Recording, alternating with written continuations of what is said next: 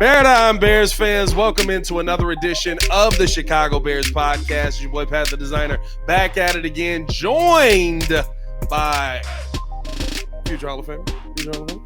I can live with that. Future Hall of Famer. Lance Briggs in the building. Lance, yesterday was a day where we saw as good as it can get, and then we got our hearts ripped out. I felt like it was Indiana Jones, and just they built us up just so that they could break us down. Yeah, you know, in football, that's supposed to be a good thing at first. You know, that's how you build the muscle. That's how you get to the next level. All of that, right? Yeah, it didn't feel good. It didn't feel good. No, I'm a little upset. So we got to talk about what we saw from this Bears team. Of course, the big decision to go for it on fourth down is the biggest decision in question in football. There's no question of that. It was a bad decision.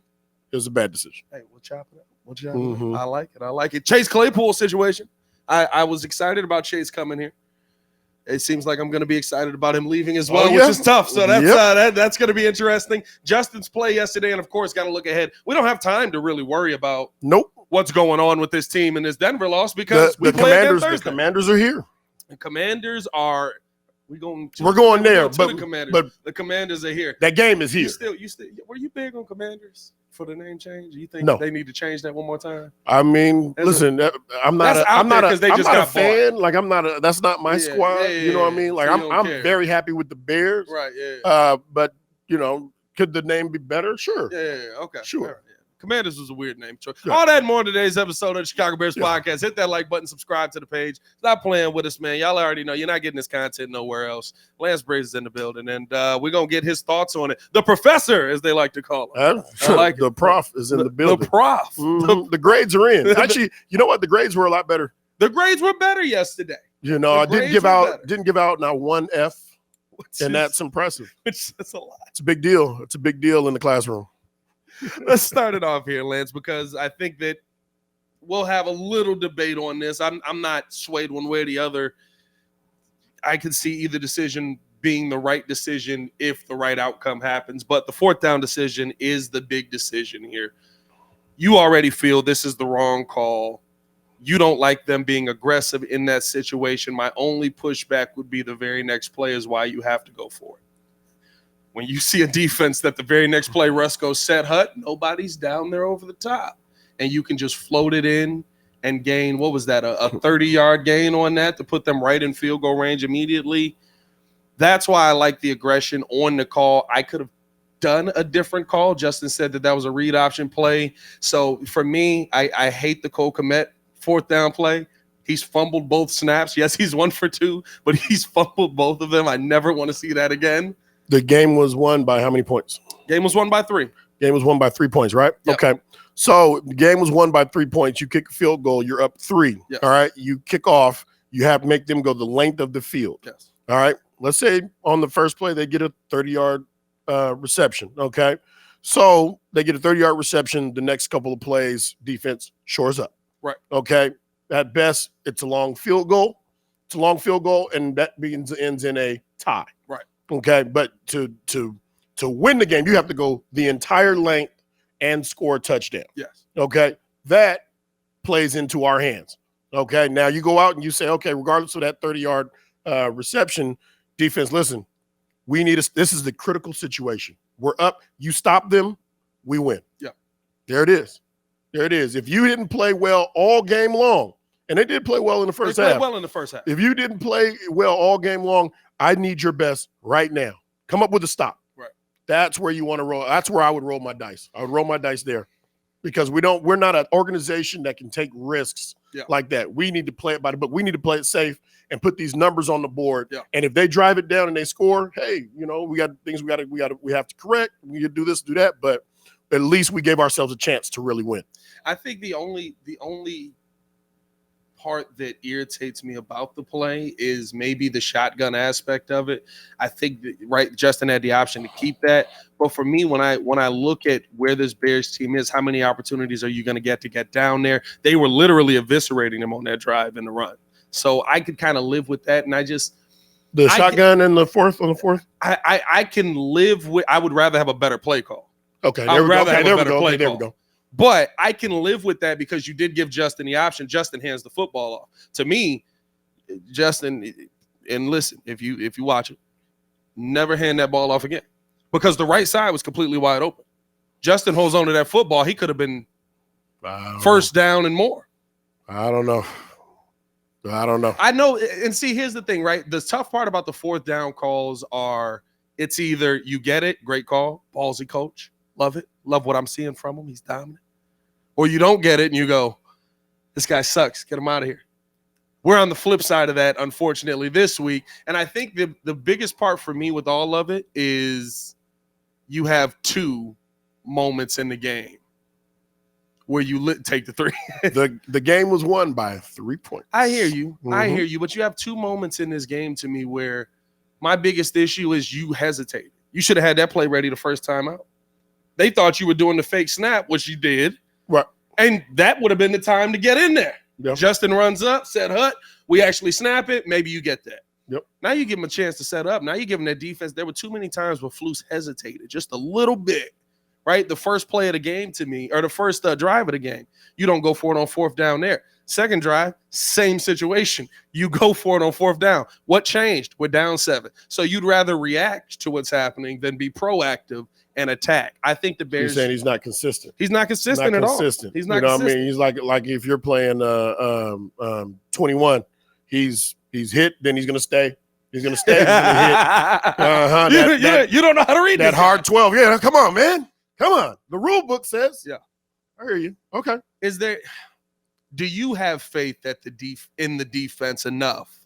Well, clearly you said to kick it, but to go down there and stop them when they know they need a touchdown.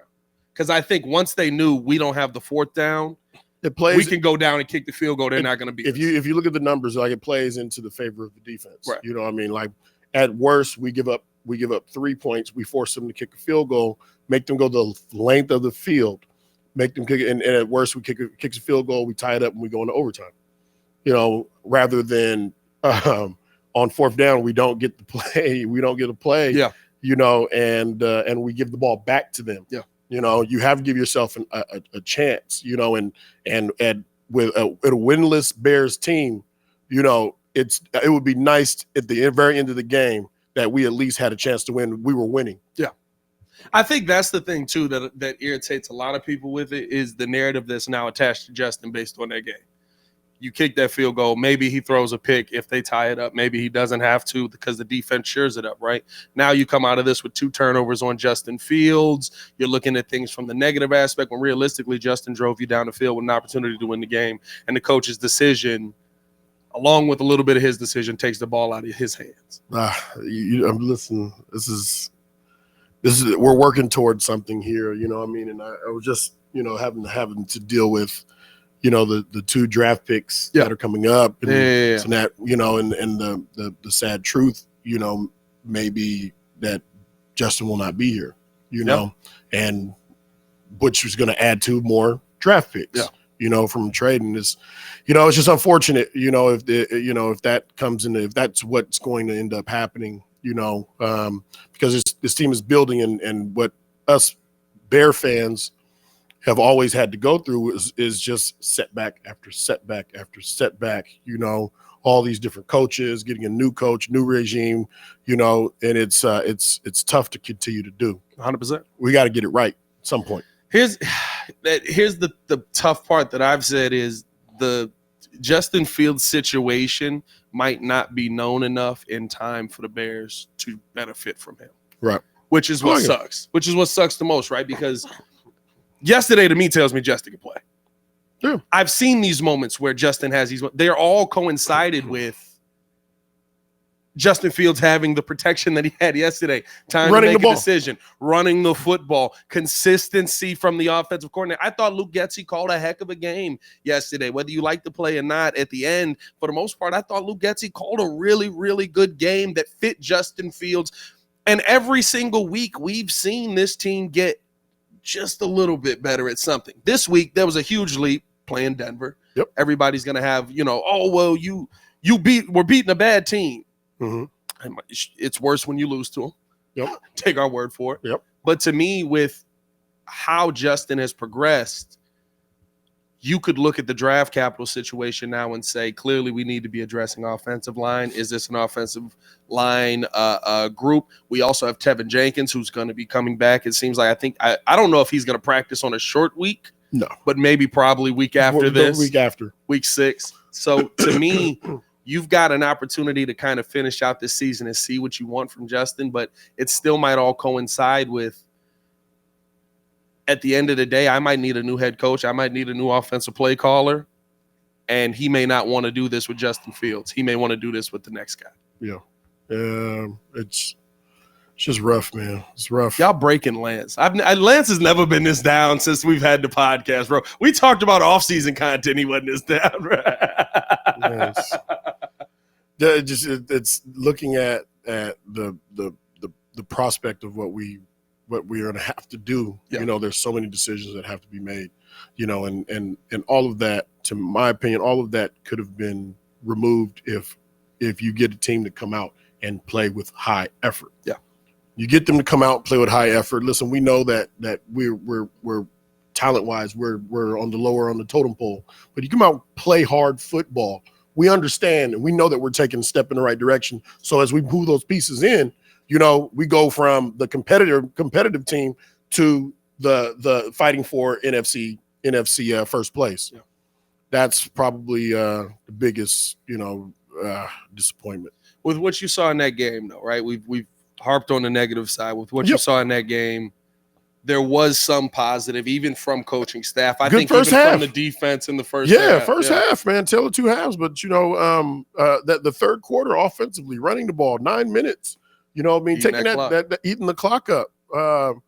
Excuse me. But they did good things. They did definitely do good things. You have to do it consistently. Yeah.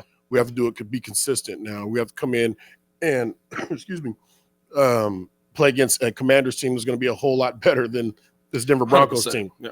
Now, you find success against the Commanders. Now you start to demand a little more respect. Yeah. Okay. But one thing that we can do is we take the positives, take the play that our defense made in those first half, ride into this game with that.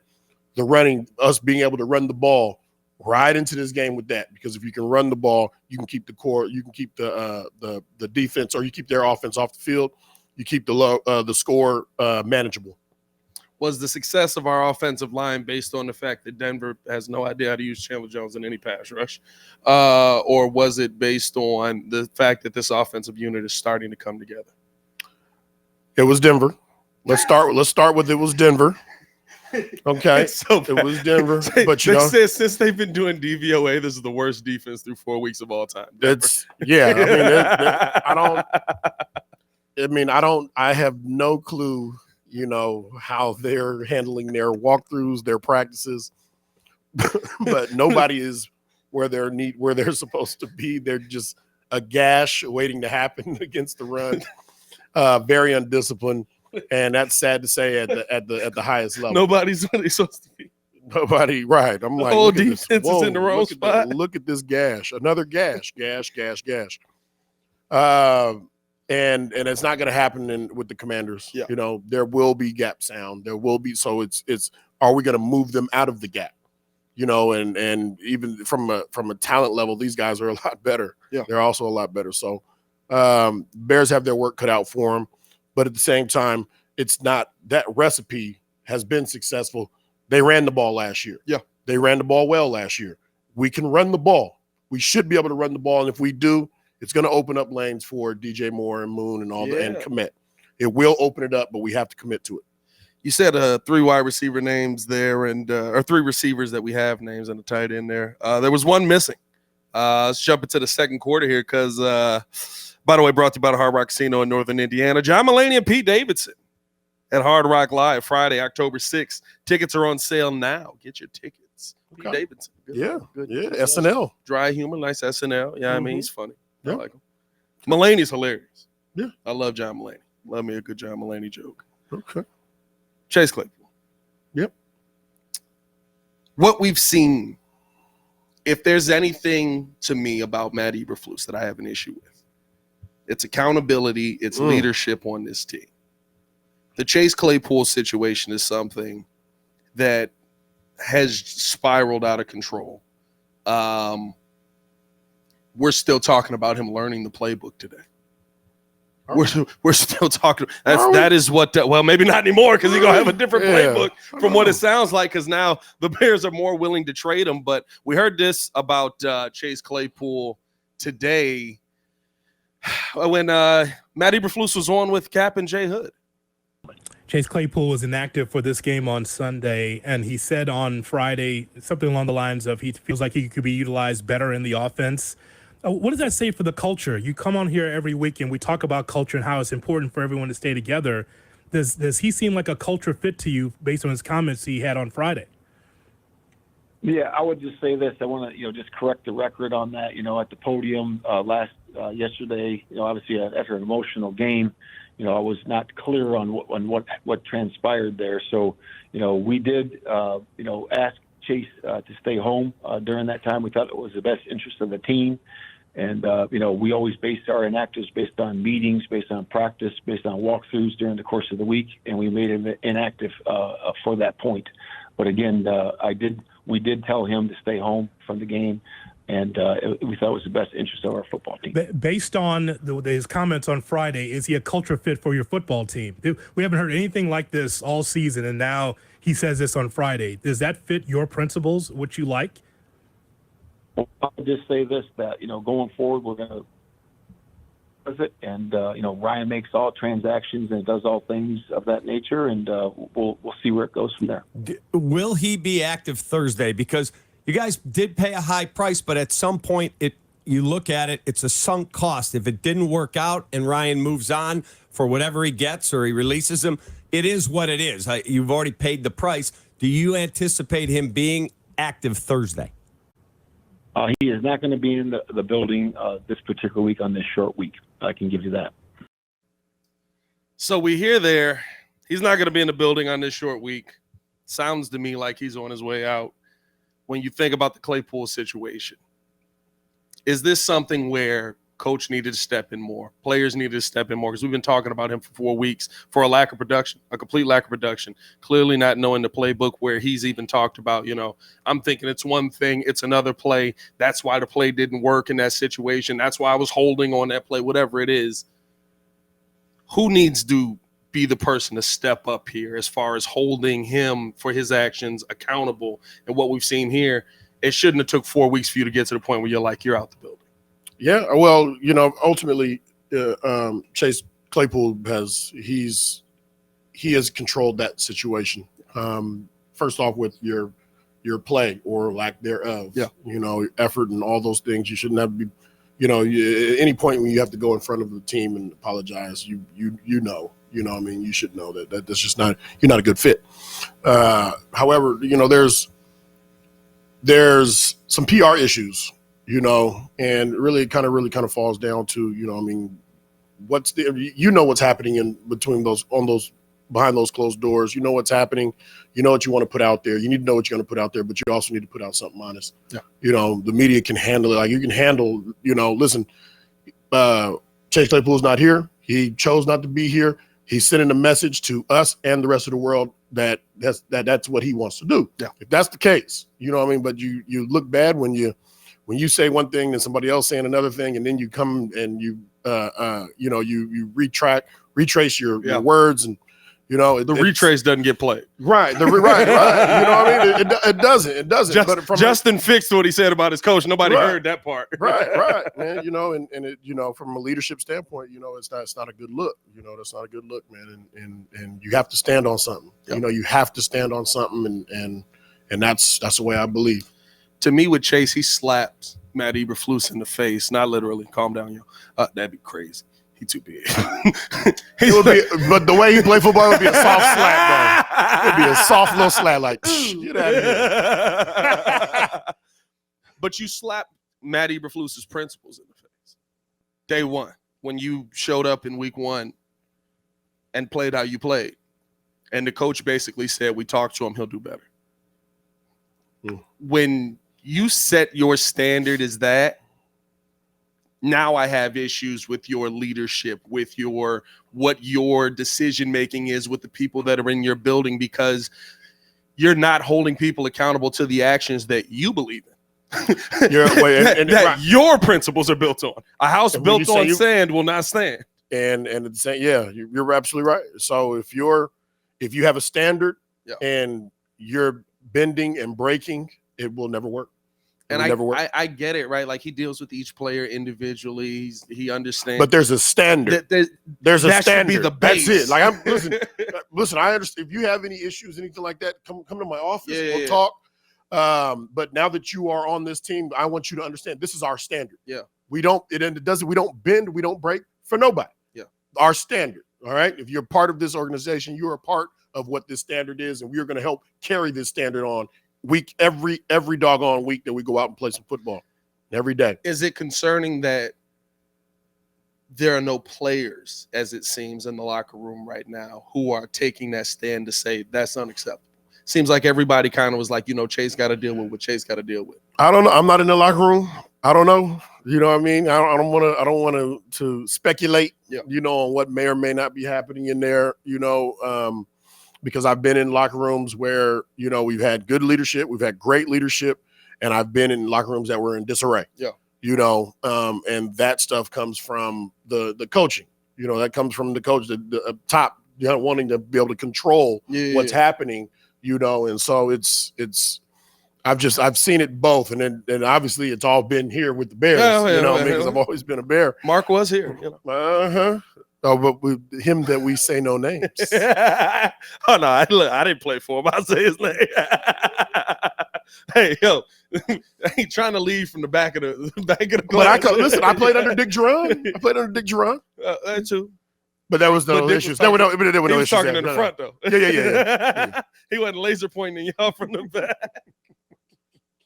Hey, yo, that's funny to me. That's the most, that general in the movie that nobody ever likes because he's always in the back like, hey, ain't it time for you to go die? Mm-hmm. Like, that's how I always thought of that when I found out that's how he was vibing with y'all. But no, J-Mac talked about this, right? He said that player-led locker rooms are always going to be the best locker rooms in the NFL. You guys were very much a player-led locker room with Olin, you, Brian, in that room. How do you build that? How do you find that culture? Isn't it on, and correct me if I'm wrong, is it on the coach to say, we got this issue here, y'all deal with it?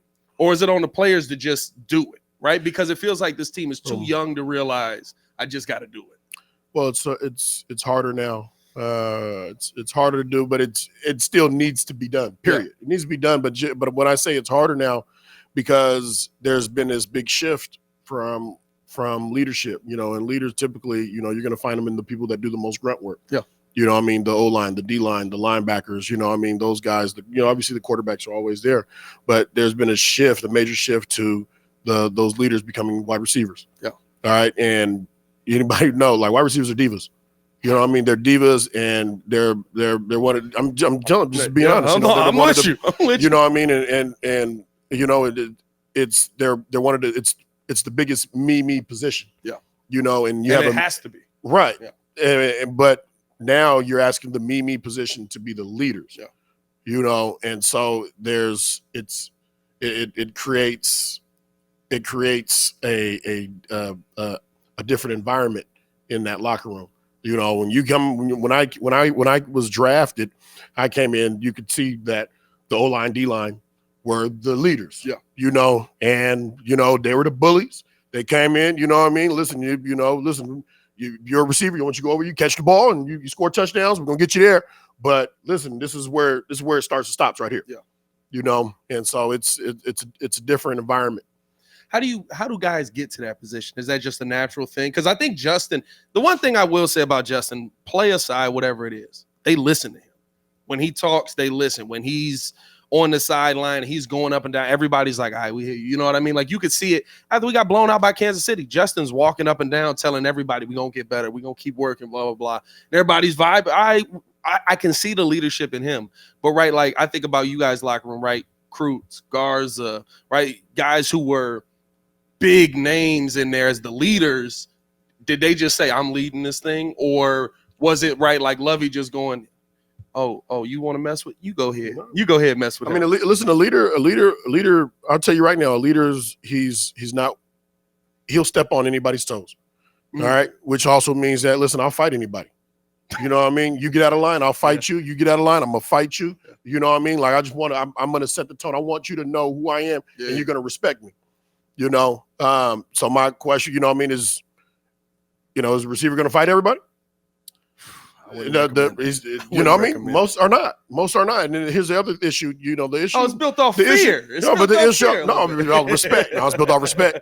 But the other thing too. So you know, and it's not every receiver. I'm talking about every receiver. But if a receiver goes out as the leader of the team and he has a bad game, he doesn't catch many balls. You know what I mean? And is he going to be down on himself, or is he going to be uplifting his teammates? Yeah. Regardless if you have a good game or not, you're still a leader. So how are you leading by example when you're in a bad game versus when you're in a great game and you're up and everybody's happy? You have a bad game, you're kicking the doggone kicker nets and all that stuff. You know what I mean? Is that OBJ? Yeah. You know, and the net hit him back. But again, like, you know what I'm saying? Like, there's, when I watch different, like Andre Johnson, I feel like he was a great offensive leader. Yeah. You know, Steve Smith. Yeah. You know, there were certain guys, you know, and that I thought were, you know, I didn't play on their teams, but they, to me, always felt like they were great leaders in the locker room.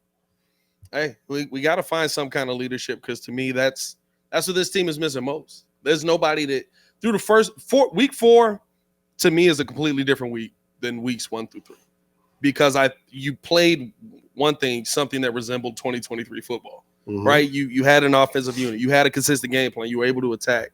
But through the first 3 weeks, I find it very hard-pressed to think that the effort that we saw on the field would have been acceptable in you guys' locker room. Even if you're losing, even if you lose all 3 games, we came in here every week and we were like, they didn't look like they could be bothered to show up to the game.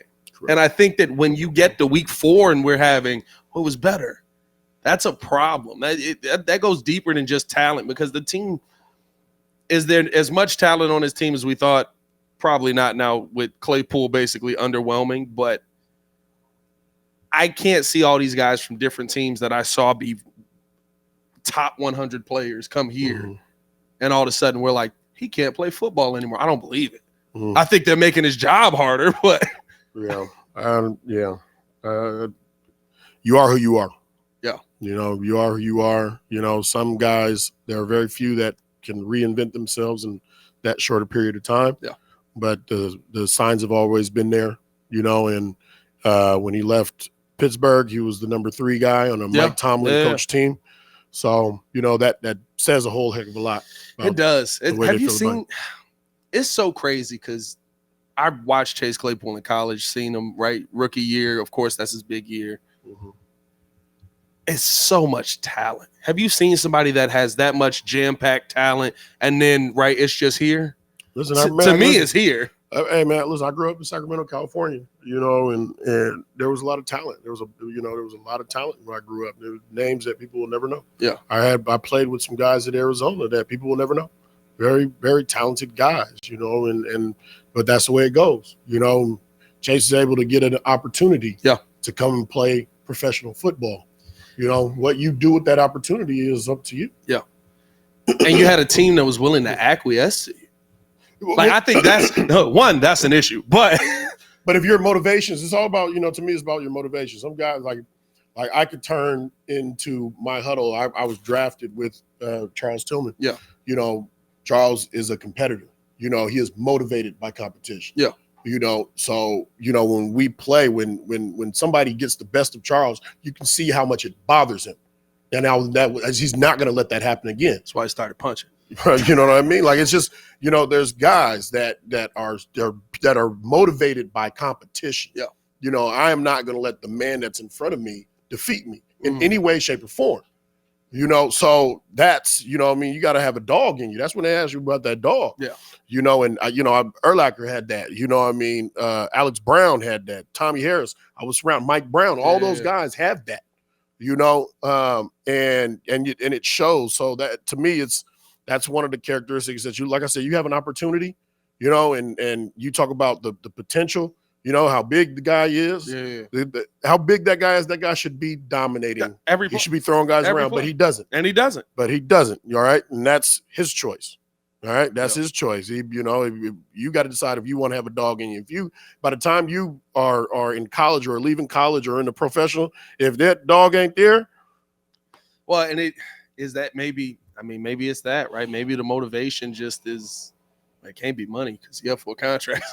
it's like you got to find the motivation. I don't know. I don't know what the motivation would be for Chase. I don't know the man. Yeah.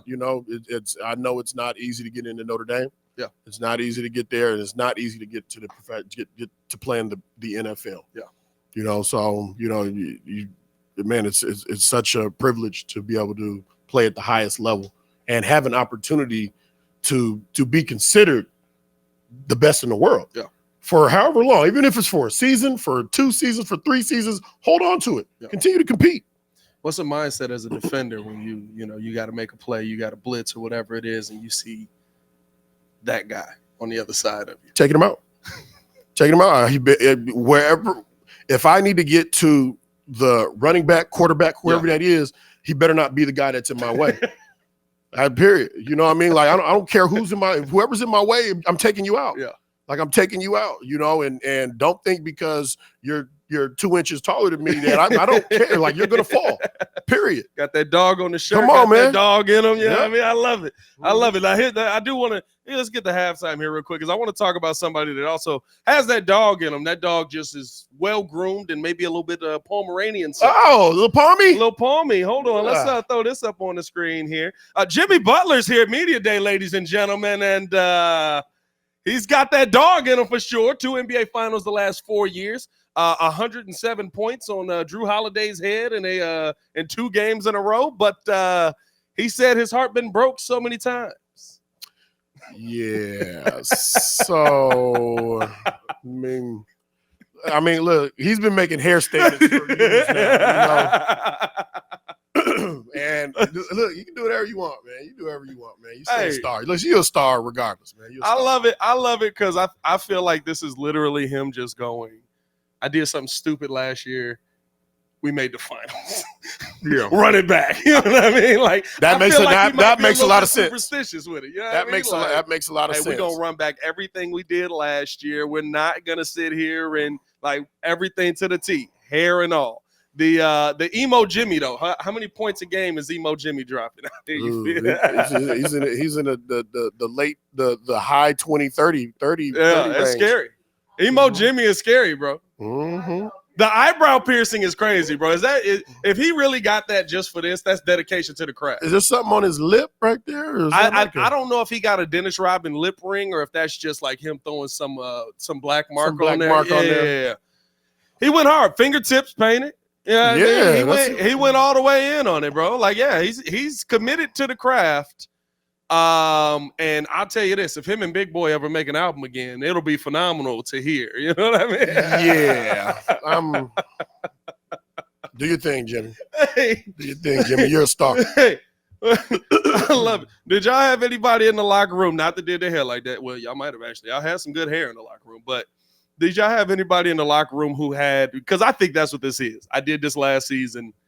We were successful. Let's do it again. Who was superstitious like that we got to keep it going. Everything we do every week the same way. That's how we get to the wins. You know what? Urlacher probably. Yeah. If there was anybody that was kind of superstitious, like this is what you always have to eat. Yeah. We would get chocolatey balls of goodness on Thursdays. And they would do chocolatey balls and we'd get white balls of goodness too on Thursdays. We did. That's true. And we always, especially if there were new guys that came in, we had to invite them in. We would ask all the new linebackers, like, hey, do you like chocolatey balls of goodness or white balls of goodness? And it took you a minute. I was gonna let you get there yourself. No, we had one of the videographers, his wife would always make these like chocolatey, like the Godiva joints, something like it's like Oreo, but it's got a coating on it and stuff like that. But we referred to it as chocolately balls of goodness. Yeah. All right. And so no one understood what that meant when we said, like, you're a new guy. We're like, hey, do you like chocolatey balls of goodness? Or like, yeah, we'll show you. Come here, we'll show you. And then when they see it, they're like, oh. Hey, I ain't gonna lie to you. I'm not following you. You can't say we'll show you, and you just go. Well, if you're new, okay. If you all right, fair enough. If you're a new guy, Yeah. especially say you're a linebacker, Yeah. you're in the Halas Hall. Yeah. All right, you're talking with Brian Urlacher and Lance Briggs. All right, and we're like, hey, come with us, man. Come with us. Do you like chocolate balls of goodness or white balls of goodness? They're like, well, come with us. Come with us. You're gonna roll with us. All right, and then we're gonna show you the whole dessert tray, and you're gonna go, oh, okay, I know what you mean now. I know. What you mean. I'm just going. First question is like, this ain't Northwestern, is it? I didn't pull up to the wrong. I pull up to the wrong school. What's going on? Is it? Right. I'm out of college now, right? This is crazy. But you got to understand now. Any questions? Like you're gonna go. You go to the coach, say, hey, coach, could you help us with this? They're gonna send you right back to Brian and Lance. They're gonna say, well, if you have any questions, just ask Brian or ask Lance. All right, those two know. Hey, coach, you know about the balls of goodness? What's going on? Listen, if you got any questions, go ask Brian. I don't want. Or ask I'm Lance. scared. They're large. I can't fight back. I can't fight back. Well, you're just gonna have to lean into it, buddy. Oh God! Oh whoa! Hey yo! All right, let's get back to football talk, ladies and gentlemen. That's crazy. Cam and Mace, please react to that. Pause. Hey! It was late. It was late. I'll allow it, but it was late. I had to get my laugh in It was first. late. I had to get my laugh in. Let's get to the third quarter. I do want to ask you this, Lance, because we saw a really good play. We talked about a little bit from Justin Fields yesterday. To me, probably up until the third quarter was where we were like, okay, he's really, really moving the ball. He looks like an elite quarterback out there. Fourth quarter, he still was able to move the ball on that Denver defense. It's not like they were shutting him down. A couple of plays, I don't like the rollout call myself because I don't think there's much Justin can do there. I think Vance Joseph called a great call. The part where I keep seeing on Twitter today where it's like, Justin can't lose that ball. This is a problem. This is an issue. I'm like, y'all know the defensive dudes get paid millions of dollars too, right? Like that was a really, really good call by him. No, it was great. It was a great call. Are you faulting him for the fumble on that? Of course, it goes on his record. Absolutely. You certainly, because you have to protect the football. You got to protect the football. You eat that. You eat it, and you take the sack. You know what I mean? At the worst, and you get also all upset. Like, yeah, you got to get rid of the ball. Yeah. But you get down, especially the way that we're moving the ball. Get down from you have another play. Yeah. A ball security has to be a premium on offense. Yeah. Period. To me, that play was more upsetting than the interception. The interception was a miscommunication. You clearly see that. But outside of those two plays, it was a career day for him. Yeah. He managed the game. I thought extremely well. So as far as all that goes, yes, he does need to protect the football. Did that decide? Was that the decider of the game? No, that was not the decider. And he drove you down the field and put you in position, and your coach made a decision. I don't hate it. You hate it. I don't love it either, but I don't hate it. If we're a 3-1 team, if we're a 2-2 team, you don't hate it in that situation. We're a winless team. Yeah. We're a winless team. Yeah. And we decide not to take points and put points on the board when we could have. Yeah. We have one of the best kickers, most accurate kickers, and we are well within range, and we decided not to put points on the board. Yeah, I mean, I can't tell you wrong because they didn't get it. Right? Like, listen, what am I gonna say? Like, it's like you're not wrong because they didn't get it. If they get it, I love it. If they don't get it, I don't hate it, but I don't love it either. And I think the biggest issue for me as a play caller, that moment on the fumble, I don't like the rollout because of how we were running the football. It's the only reason I don't like it. You were killing them. And to me, and tell me if I'm wrong, when y'all were great at something, did you not just do it until finally somebody beat you at it? Yeah, I mean, right. Like if you knew on the defensive end, you're going to do this. This is how y'all offense works. We're going to sit right here until you figure out how to beat it. Oh yeah. Okay. There's levels to this. Yeah. There's levels to this, but for the most part, in a general sense, yes. Okay. In a general sense, yes. To me, that's what I wanted to see the Bears do yesterday. Second half, I'm fine with you running the football. I think it's more of a conservative game plan, but the logic is you're eating time off the clock. What was it, 9 minutes in the third quarter? That's awesome. Elite. That was great. I love it. That's great. The one time when you're like, we're going to try and catch him off guard with a play that you ran twice at that point already, it turns into a turnover because he turns around and there's a defender 3 feet from his face, Well, there's nowhere to go. They may be a very undisciplined team, but the coach did know, like, there's a tendency. It was a great play call. It's a tendency. They're running a lot of boot off of the play action, So let's get to the edges, and we're going to make a big play. And the thing about it is what's worse about the fumble, is that they scored points. They scored points right now out of it. You didn't even get a chance to get a defense to possibly hold them to 3 or eat some more clock up before they got into the end zone. Yeah, that's what hurts. It's a tough play. All of them are. Both of the turnovers, the interception to you, right? The miscommunication there. To me, Cole, Justin has said this as well. Cole did what he's supposed to do on a man, right? Gets away from the man. Justin put the ball in the wrong spot. Justin said he thought the man had more depth. The safety had more depth on him. He wanted him to sit down in that situation. Where do you side on that as a defensive player? If you're standing behind Cole in that situation, are you, sit down because you're not getting that ball? Well, the toughest thing for Justin from a defensive standpoint is, we put our bodies between the receiver and the quarterback. He can't really tell the depth in which he just knows he has to elevate the throw. Right. So it's interesting that he says he thought that the safety had more depth. Yeah. And he was expecting a different route. Listen, play what you see. Yeah. Play what you see. You can't, do you really know the depth? If you don't really know the depth, you have to know what he's going to do. Yeah. So, and you got to play it by the book in that situation. Play it by the book. It's a big completion too. That would have been the one to get you back in field goal. No range. doubt. And then the other thing too is don't overcomplicate the offense. Yeah. Don't overcomplicate the offense. Simplify it. That way everybody's always on the same page. For the most part of the day, right, there was a lot of positives. What did they do to make Justin Fields' life so much easier? Run the ball.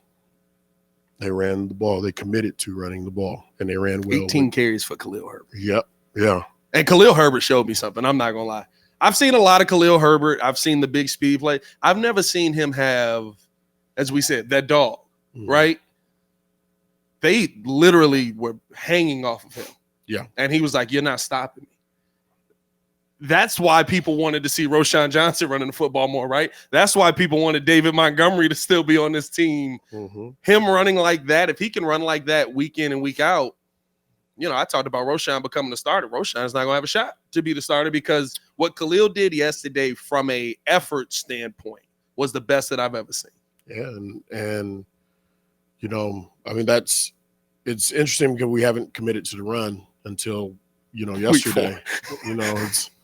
It's and the things that run through my head is if we had committed to the run game 1 and 2 and 3, our record would be different. There's a chance that we have a different record or closer score. Who knows? We've come out of every one of these games and gone, Roschon Johnson had 5+ yards per carry. Khalil Herbert had 5+ yards per carry. The one thing about Getsy that does get to me is this was what we saw last season, right? It was up until that first mini bye where there was 10 days where they were like, hey, so everything we've done offensively sucks. None of it's working. How do we fix this? And then there was an adjustment made. As somebody who's been in the room, who's been in the trenches, all of that, does it concern you that 2 seasons in now, we're kind of seeing that same thing where it's taking you this long to realize what's happening on the field, and you're sticking to what I like to do versus what we works. Need to do. Yeah. Well, when you do that, and in this production-based business, you find yourself with your walking papers. You got to go smarten up. Sometimes, coaches they go away from the thing that makes the most amount of sense. Yeah. And we've all known what the recipe was last year, moving into this year, and we haven't seen the recipe until yesterday.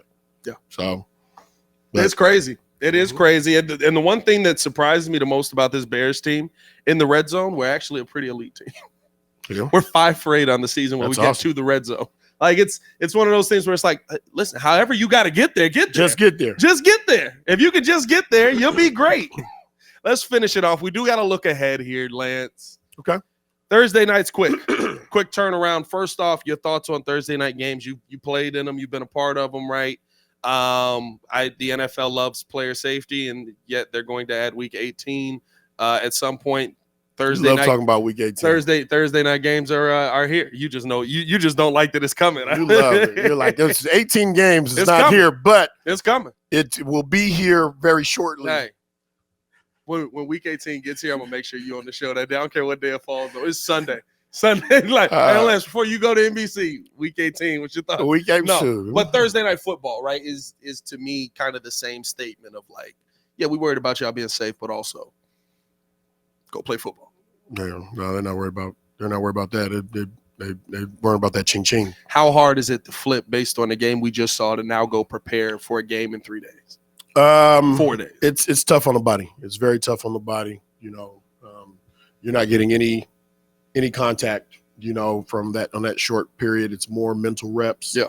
A lot of treatment, that week, just getting your body prepared for that to bang around. You ask a lot of yourself. You ask a lot of yourself physically in that short week, and especially as you start getting older, because it's a young man's game. So yeah. Younger bodies, they bounce back a little bit faster than the older bodies, but it's look, it's your job. You got to go out and perform. You got to go out. You got to perform. So, regardless of what goes on with you mentally or physically, the game's gonna happen. Yeah. All right. So be prepared. Be prepared for what comes next. How hard is it to shut out what just happened in a situation like this? Oh, not hard. Not hard if you're a good player. Yeah. Not hard. Not hard if you're a great player.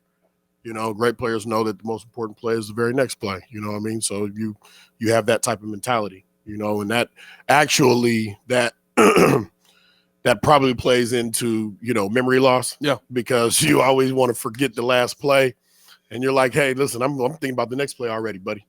I don't have time. I don't have time for that play. Are you saying you think about the next play because you forgot the one before? Yeah. I'm over it now. I'm over the last play. I'm gonna get ready for this next play. That's wild. I just, That's wild. Right? To attribute that to memory loss. I mean, you're not okay. Yeah, I mean, yeah. You're it's not a practice. You practicing a habit. It's a habit. Tom Waddle said, he said he had an entire second half he don't remember, and he was elite.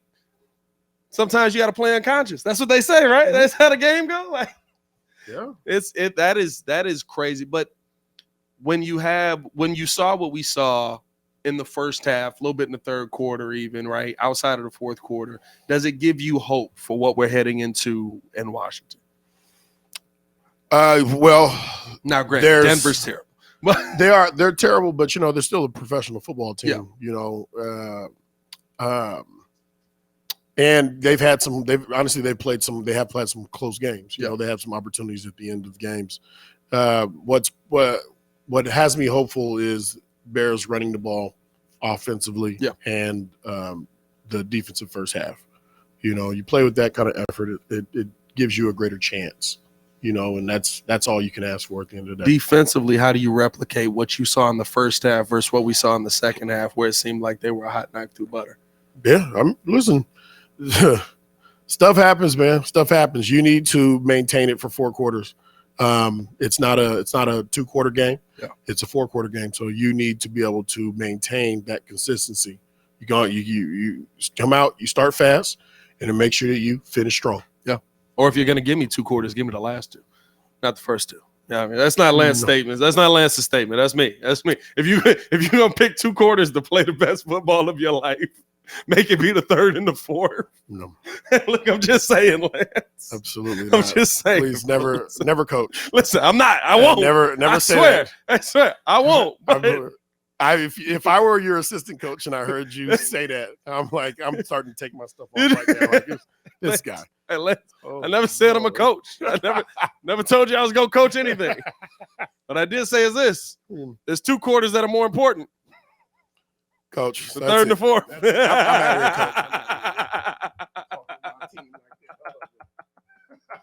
I'm out here, coach. Oh, man. I love it. I think that I think the Bears, as tough as it is as a fan to say, you see improvement like that, it's tough not to be like, okay, you guys figured out the formula.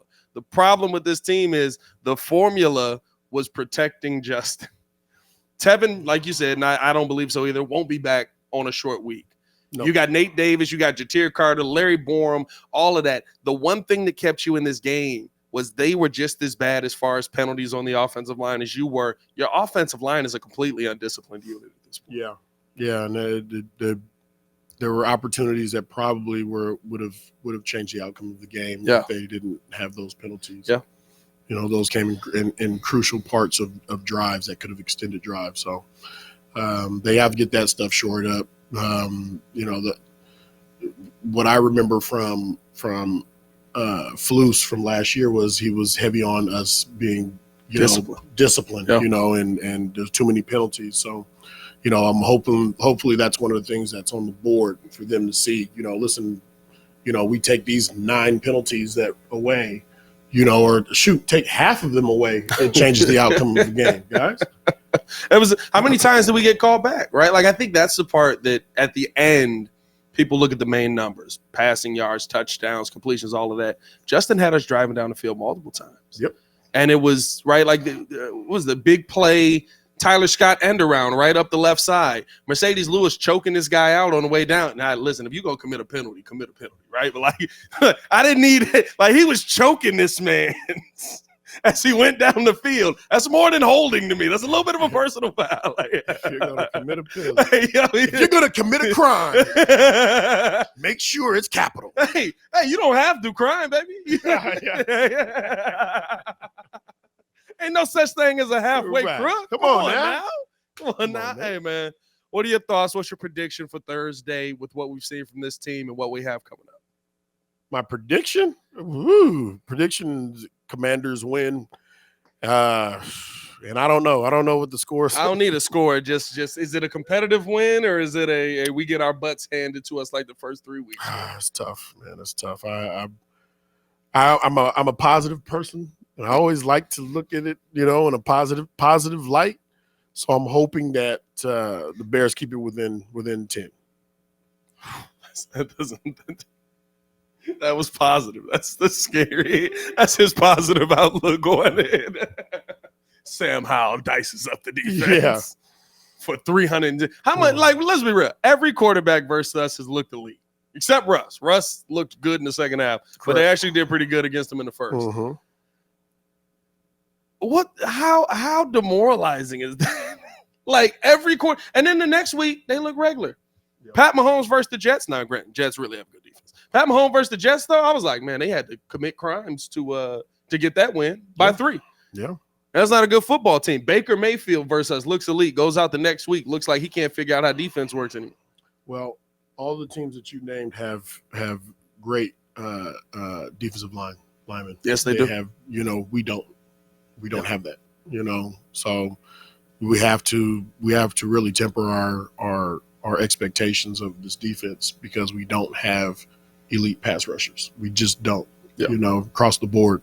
So we're at a loss. We're at a loss there, and we're going to be at a loss until we're able to draft those top guys, or get them out of free agency. Yeah, 100%. Need to see more from Dexter. Need to see more from Pickens. Pickens did get a half a sack, so maybe get the other half next time. Just I love you though, Zach.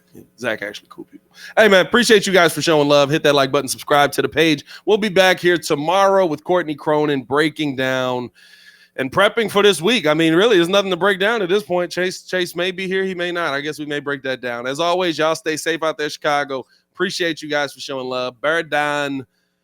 Any final words, Lance? Nope. Chocolatey balls. What was You've got 2 quarters. And if you're gonna give me your best, give me your last. Yo, hey, look. All right. I'd rather have that. You can be Swiss cheese for 2 quarters. I didn't say that was the standard. I'm just saying, like, if you're gonna give me 2 bad quarters. Listen, get your butts off. I want the best halftime ever. Put Jimmy back on the screen.